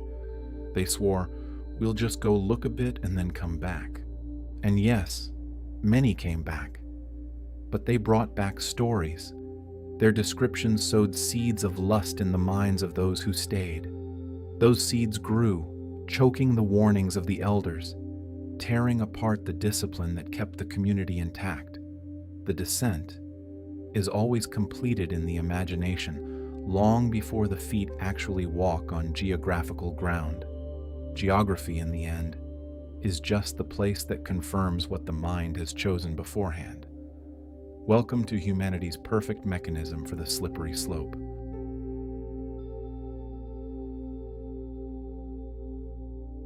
Welcome back to the future. Beautiful, isn't it? Smooth, frictionless. But do you know what makes the final chapter of this ancient Ethiopian book so incredibly hard to swallow for us modern readers? It's not because it's too ancient. It's not because it tells freakish myths. It's because of its nauseating familiarity. The recognition slaps us in the face with a specific kind of unease, the kind of discomfort you feel when you look in the mirror and realize you're wearing the face of your enemy. The mechanism of descent described by the ancient text, it is operating right now, right here, with the same ruthless efficiency as it did in the world before the Great Flood. Look at it, the slow reorientation of values. We are gradually moving away from a relationship with the Creator, or any notion of the sacred, toward the possession of power. We swallow every spoonful of the philosophical premise that says limits are the enemy and divine laws are just arbitrary restrictions. And the scariest part? We are throwing ourselves into communities and environments, both physical and digital, designed with extreme sophistication by modern architects. Designed for what? To make seeing the truth incredibly exhausting, and to make depraved desires easy and smooth with just a single swipe. But listen to me. The Ethiopian texts didn't sketch this dark model to push you into the abyss of despair. They aren't fanatics who enjoy fear-mongering. They recorded this for a vital reason. The prerequisite for resisting a fall is recognizing that you are falling. How do you know you're falling if everything around you is falling at the same speed? You need a fixed point, an anchor. These texts are that fixed point. They were mummified over millennia to counter a very specific possibility, that the traveler, that's me, that's you, while staggering halfway down the gentle slope sliding straight to hell, would need something to look back at, to measure just how far they've drifted. The ancient scribes left a hidden message between the lines. It's like a whisper across time. Rest now, traveler. The descent has been recorded, and this record was kept precisely for this moment of yours. And here is the final piece of today's detective mystery. There is a word that appears with dense frequency in the Ethiopian texts when describing the geography and spiritual architecture of the place called Nod. Modern scholars have broken a sweat trying to translate it. They call it threshold, boundary, membrane, or veil, depending on which theological faction the translator belongs to. But the true Ethiopian scholars, those who have spent their lives breathing the air of these documents, smiled and said, "The West is wrong. This word is not ambiguous. It is ruthlessly precise. It encompasses all of those meanings at the same time. There is no word in English, Vietnamese, or any modern language strong enough to contain it, because the concept it refers to does not exist in our philosophical vocabulary. It describes something that is simultaneously a place and a condition. It is a coordinate on a map and a state of consciousness. It is a point in physical space and a decisive moment in spiritual history. It is the veil that once you step through, changes the structure of your reality forever. Nod is not a kingdom buried under dust. It is a state of existence, and that veil, that membrane, it is thinning every day. It is right in front of us. The question isn't whether Nod exists. The question is, today, how many times have you touched that membrane?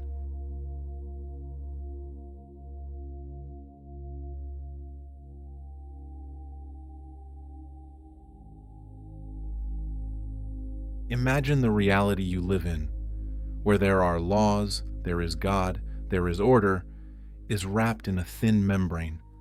On the other side of that membrane is a fallen program, a dreg of a power thirsting to take the place of the Creator. What happens when the boundary between these two realities is pressed together with a brutal force? The membrane thins, it becomes unstable, it tears. And friends, the first tier, that bloody threshold that history intentionally forgot, is named the Land of Nod. If you ask the dignified Western scholars in theological institutes, they'll smirk and say, "Nod? Oh, that's just a metaphorical place name where Cain was exiled." How precious. They always love simplifying everything to make it easier to control. But in a place far from the velvet armchairs of Rome, hidden deep in the rugged mountains of Ethiopia, there are people who do not consider Nod and metaphor. Ancient Ethiopian texts, the Book of Enoch, the Book of Jubilees, have pointed to a bitter truth with a quiet, hair-raising persistence. Thresholds like Nod do not naturally close just because the civilization built upon them was swept away by floodwaters.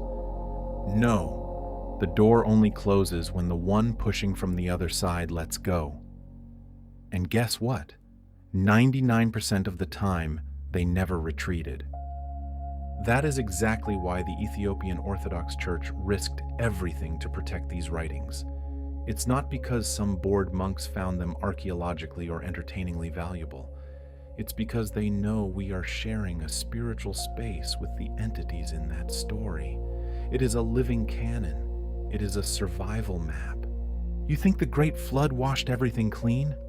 A huge mistake. When the waters rose, the monsters clawing at the boundary and Nod didn't drown.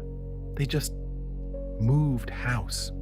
They went looking for new thresholds, new populations springing up right on the brink between the Creator's design and the counterfeit program.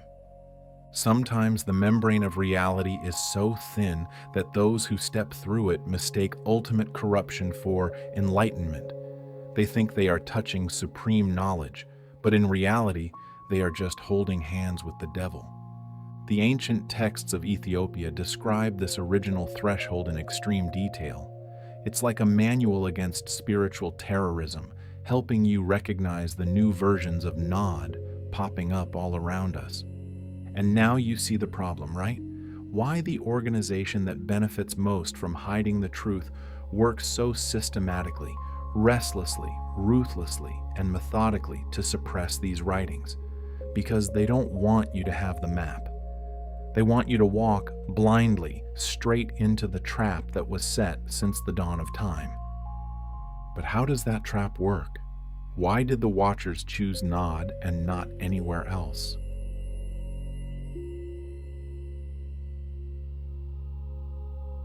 Welcome back.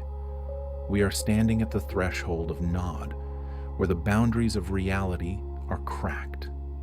Now, let's go deeper into this black hole. Why Nod? Why did the Watchers, those bloodthirsty fallen ones, choose exactly this location to plant their flag?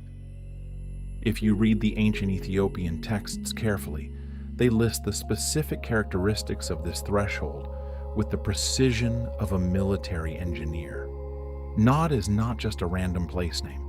It is a zone of divine weakening, a place where the protective presence of the Creator does not reach with full intensity. Don't misunderstand me. It's not that God is completely absent in some absolute sense. He is the omnipresent, right? But Cain's exile, that brutal mark he carved onto him, and the specific spiritual conditions of the land east of Eden created a zone of diminished, direct heavenly presence. In other words, Nod is a zone with no God signal, an ideal laboratory for the fallen program where they could operate with less interference than anywhere else on Earth. The communities of Adam and Seth maintained a direct relationship with the Creator through practices of worship, creating a solid spiritual shield. And Nod was the land of the outcasts, a wounded land, and the shield there had been completely dismantled. The Watchers identified this weakness. They didn't create the threshold, they exploited it. They didn't come and break the boundary. They moved toward the thinnest point of the membrane, where the pressure required to cross was lowest, and the risk of divine interruption was zero. A ruthless and efficient plan. And if you think this only happened in ancient Nod, you're dead wrong. Contemporary thresholds, the Nod 2.0 versions, share exactly this essential characteristic.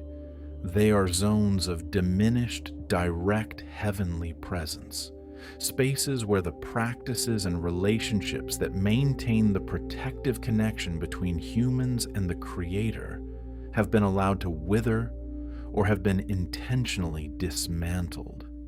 They aren't necessarily geographical locations, although certain physical spaces, as we saw in previous parts, still retain threshold attributes accumulated over millennia of use. They are often conditioned states of consciousness created by a specific combination of philosophical orientation, environmental influence, and relational isolation.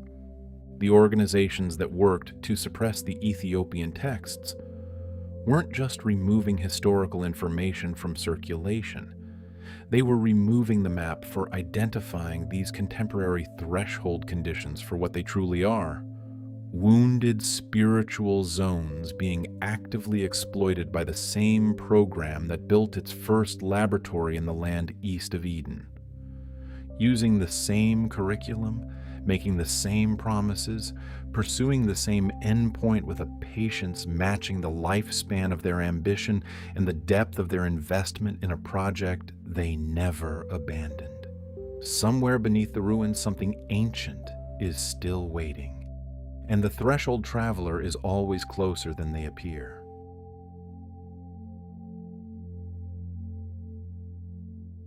There is a particular hour in the ancient monastery libraries of Ethiopia.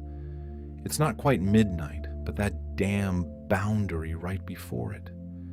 That time when the last oil lamp has been turned down so low it's about to go out, and even the most diligent scholars have to surrender to sleep. Do you know that feeling? When you bury your face in ancient texts with extreme focus, the knowledge doesn't just go into your head. It settles into your body, heavy, exactly like sediment at the bottom of a lake. Listen. Do you hear it? When the last reader closes the manuscript and returns the room to darkness, the silence of the archive completely changes its texture. Before, it was the silence of humans working their brains hard. Their urgent, vital energy created a vibrating pressure like the air before a thunderstorm. But now, the silence is deeper, wider, and terrifyingly patient. As if the darkness in this room has been waiting patiently all day long, just for us little humans to finish our hurried work and allow it to continue another work, one that is much, much older. Everyone who has experienced this hour speaks of one thing. It is the moment when the distance between the past and the present completely collapses. The manuscripts lying dormant on the shelves are no longer stupid objects of study. They turn into living entities. The knowledge they contain is no longer dry lines of information for you to type into a Word file. It turns into the atmosphere. It fills the room just like water floods an empty jar, swallowing every dimension. And this, friends, is precisely the environment the Ethiopian texts were born to inhabit. If you throw the Book of Enoch to those modern Western scholars with their self-satisfied academic methodology, they'll use a sharp, critical, analytical engine to dissect it, pick up a few historical details, and then throw away the soul. But the Ethiopian tradition understands a truth that Western academia has blindly discarded. There are types of knowledge that cannot be forced to decode using mechanical logical thinking. You cannot use critical reasoning, that brain tensed up with the pressures of modern life, to touch ultimate truth. No! This knowledge requires a different state of reception, a state of open, relaxed, unguarded attention. Almost like when you are nodding off to sleep, when the boundary between rigid consciousness and the deep subconscious becomes thin. That is when the images, the freakish stories of the watchers, seep into your mind at a level that dry, analytical reading never reaches. Knowledge at this point is no longer something you possess in your brain. It is something in which your entire being resides. Because in the end, the story of Nod was never a dull, ancient history lesson. Don't worry about the DNA structure of the Nephilim giants or how pre-flood architectural technology worked. Throw that away. This is a story about a choice, the eternal choice, the choice that was laid out before the descendants of Seth on their arduous mountain. And it's the choice that is slapping you in the face right now. Since the day the first exile collapsed beside the altar in the land of the divine dead zone, the children of the twilight have always made an offer. The choice between a difficult, uncelebrated loyalty on the mountain peak and the brilliant but deadly depravity in the valley. Between knowledge given as a gift from connection and power blatantly stolen through betrayal. Between walking slowly with the Creator and the dramatic, catastrophic transcendence of signing a pact with entities who give away things they don't fucking own. Brother, you've followed my footsteps along this investigation, through the archive dungeons, the forbidden texts, the cracks in reality, and now you are standing at the very threshold of sleep, carrying within you a heavy feeling that cannot be named, and you don't even need to name it. Those Ethiopian monks, those who kept the flame of truth burning through centuries despite the suppression of the major churches, they weren't just storing data, They were preserving a compass, a survival orientation. They are showing us which path leads to the source and which path pushes us straight into the abyss. The silence, the patient loyalty to the original design, is exactly how they spit on everything that Nod represents.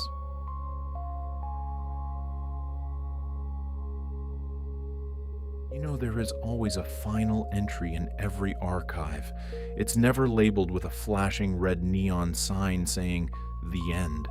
The scribe who wrote it didn't need to shout to confirm that they had just closed a legacy. But if you are a history digger like me, you'll recognize it. It has a different weight, a silence that is deadly. Not the restless silence of a story cut short, but the strange peace of a being that has poured out everything it needed to say. The silence of something that has completed its mission. The ancient Ethiopian texts that led this crazy investigation of ours possess exactly that quality, a weight of completion. You think this is a conclusion like, everything is done, everyone go home? Don't be so naive. This story will never fucking end until the final intervention strikes. But here, right at this moment, it is a rest stop, a landing halfway down the stairs to hell, where tattered travelers like you and I can stop, catch our breath, and organize the mess in our heads. Remember where we started?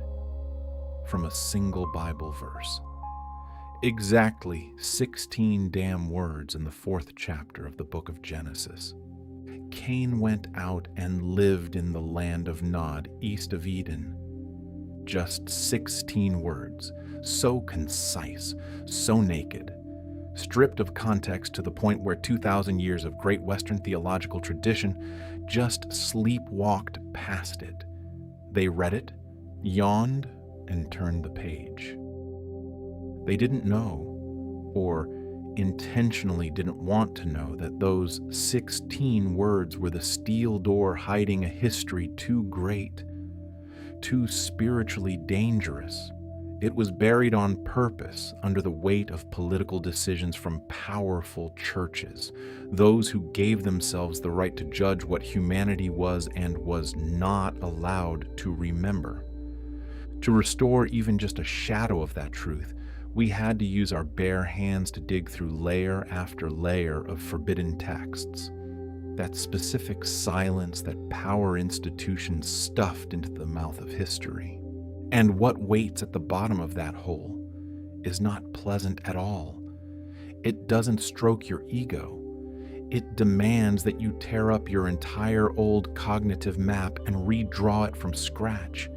It's like holding an extremely detailed street map in your hand, accurate down to every alleyway, but it intentionally erases a volcanic range about to erupt right in the middle of the city. That map will confidently lead you straight into death without any preparation. The Ethiopian church saw the fatal flaw of that map, and during 16 centuries of isolation on cold highland peaks, ignoring the pressure of the world, what did they do? They didn't launch a crusade. They didn't scream in rebellion. They chose the most stubborn, ancient, and persistent form of resistance: preservation, copying every letter when the old manuscript wore out, teaching the archaic language to the children so they'd grow up and teach their own, reading the Book of Enoch aloud in the cathedral, considering it supreme canon carrying the breath of the divine, not some apocryphal book for amusement. Those Ethiopian scribes weren't heroes wearing capes like in Hollywood movies. They were gatekeepers, people who understood that their mission wasn't to argue with Rome, but to keep the flame from going out. For what? to hand back the original of human history to those who thirst for it after a millennium of being blindfolded. And thanks to them, the ridiculous anomalies in the eyes of Western scholars suddenly become bone-chillingly coherent. The sons of God taking the daughters of men as wives? Nephilim giants roaming the earth before and after the flood? Secret societies promising transcendence through a mess of forbidden knowledge? That is not mythology. It is not a metaphor or the fear of prehistoric people. It is a program that is running. An ancient operating system first installed at that giant laboratory east of Eden, and continuously updated until this very day. Outside these walls, that program continues. It wears shiny new names, speaks in the language of technology, making the same cheap promise to anyone standing idly at the edge of the valley. But you, my traveler, you've gone this deep. You've stood at the threshold of Nod. You've heard the names scraped from stone. You've seen the heavy price paid by those who sell their souls down in the valley. You are no longer blind. The archive doesn't close when you leave. The pattern continues, patient and deliberate. But now, you have a compass. You know which direction leads to the source of life, and which direction is history's most sophisticated trap. Go to sleep now, traveler. The past will watch over you. The truths that only exist in whispers will eventually remember themselves. Rest, and if this story finds you tonight, it finds you for a reason.